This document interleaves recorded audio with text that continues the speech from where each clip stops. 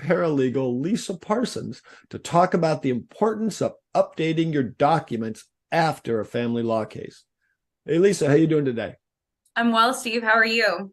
I am well.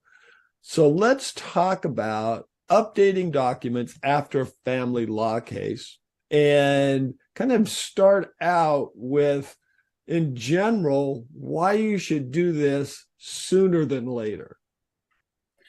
So I think a lot of times people forget that while they're married, their spouse might be aware of their logins or their passwords or other account information. So it's really important, especially right after a divorce, to whether it's make a list or kind of an inventory of what accounts exist. What type of insurance policies do you have? What are your beneficiary designations?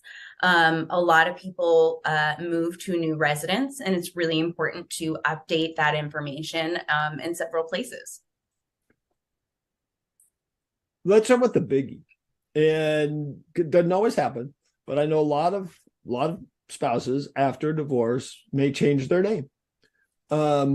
And while it sounds simpleton to say, your name is on pretty much all of your documents.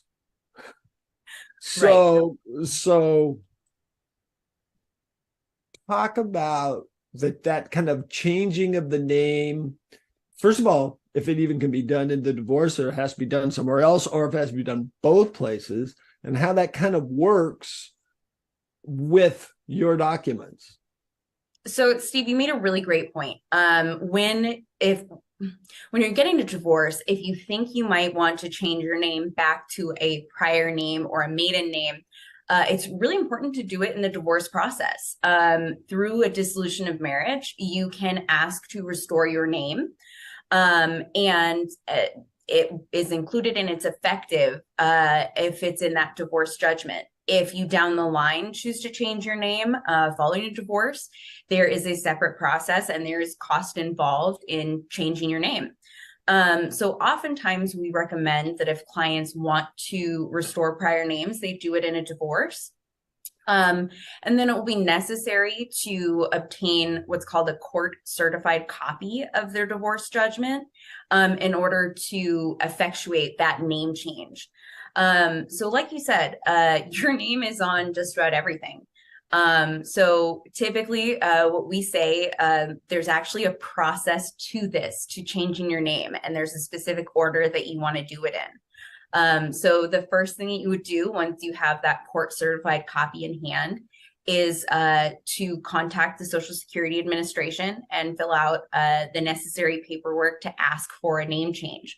Once you have your Social Security card in hand with your restored name, at that point, you can do things like change your passport and change your driver's license. Those things all need to occur first before you do anything else. Once you have all of those resolved, or at least your Social Security and your driver's license, then you can make your change with bank institutions or financial institutions, on insurance policies, on your home utilities. I think that's one that often gets forgotten is your power, your electric, your car insurance, your, maybe auto loan provider. You really do need to provide all of them with record of your name change.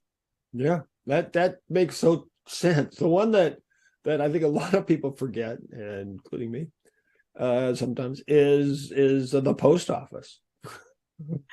Right. So the name. That's obviously one thing. You change your name, you got to change. And you talked a little bit about your address, but there's a lot of other things that the divorce may want to make you change. And I'm kind of specifically thinking of, things like who's your PR. It may have been your spouse, and the divorce may have made that automatically go away. But if you didn't have another one named, then you just have a nothing as a personal representative. So there's a lot of different things you got to change other than just your name and address, isn't there? Yeah, there is. So like I touched on, beneficiaries are one, but also personal representatives, trustees, guardians, healthcare agents, emergency contacts.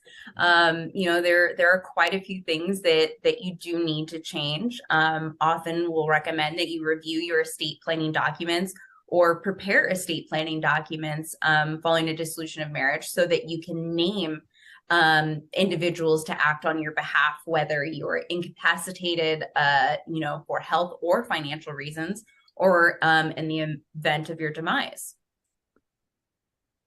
One that kind of, I think, also gets forgotten, which is kind of interesting because it's a divorce, it's your marital status. Right. There are places where your marital status matter, and you need to go change those. And one that I kind of see a lot that doesn't sometimes get updated is in your insurance. Right. Right. Insurance. Well, and the other one that comes to mind for me is with the IRS. There's actually a form that they want people to prepare and file as soon as a divorce happens. It's a change of marital status, change of name, change of address, and providing that information right away. And so there are extra things that maybe aren't your everyday responsibilities that you think of, whether it's your insurance, your disability, your life insurance policies. All of those need to be updated as well following a divorce. Yeah, I know another one that in my former life I used to have to tell people to do is a lot of people give their insurance company or their doctors authorization to allow their spouse to get their health information, and it's under the HIPAA laws. Yep. And a lot of people forget to change those. A lot of people forget to change their beneficiaries of their employer's benefits. Right. And so there's just a ton of things that need to get changed. How do you go? I mean, are there some places like we talked about employers, or other sort of people you really need to talk to? I mean, like, do you really need to talk to your tax person even before your next taxes? Ideally, yes. There are ways to go about this without necessarily talking to your tax professional. But I would be asking your legal team, if you have some questions on making those changes or having them give you information on make sure you change these accounts. One thing that I often see come up is a divorce judgment might say that a joint account is to be closed or a joint debt is to be closed. That doesn't automatically happen. It will require that, either one or both parties go to that institution and close it. You may want to check your credit report. Typically I would say at least 60 to 90 days after dissolution to make sure that there are no longer any joint obligations listed on your credit report.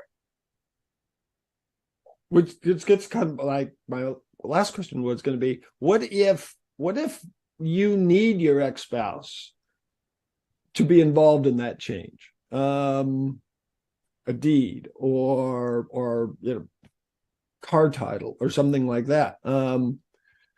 How can they go about that, or is there a way around it, or do they just have to at some point do some cooperation with their spouse? It depends on the situation. A lot of times we will try to include that as a part of the post-divorce steps, where the exchange of titles or signing over like a real property deed occurs as a part of the dissolution process. So at the time of signing a judgment, they might need to sign over a deed to real property. But in cases where parties cooperatively work together, it might make more sense for them to exchange vehicle titles and sign them over together, separate of their legal team.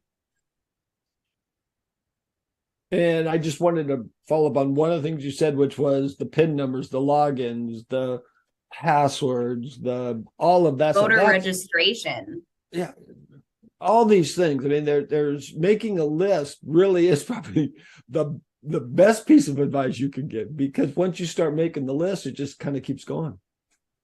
That's exactly right. Sometimes your legal team can provide you with certain tools. In the discovery process, we might have an inventory or a list of what exists, and you might want to get a copy of that for your information so you can say, okay, my attorney says these are all the accounts that he had me listed on or she had me listed on. I need to make sure that I'm removed, or, I need to contact these insurance providers, especially when it comes to life insurance and disability insurance. Make a list, ask your legal team for a list that they may already have, but really take the time to go through these things, especially in the weeks after a divorce, to make sure that you effectuate all these changes. Got it. Well, thank you very much today. That was really, really helpful. There are so many things that actually do need to get changed following a divorce on your documents and on your personal information in general. And thank you. But I will ask one last question. Can they come back and ask you, can they say, hey, look at this. Am I missing something? What should I be looking out for? Absolutely. Yes. I mean, use this as a resource. We are here to help both during and after. And if you have questions that come up later on, reach out. I love it. And I encourage that too. So thank you, Lisa, for being here today. Thanks, Steve. And thank you, everyone, for joining us. If anyone has further questions, feel free to contact our firm. We can get you connected with someone who can help. And until next time, stay safe,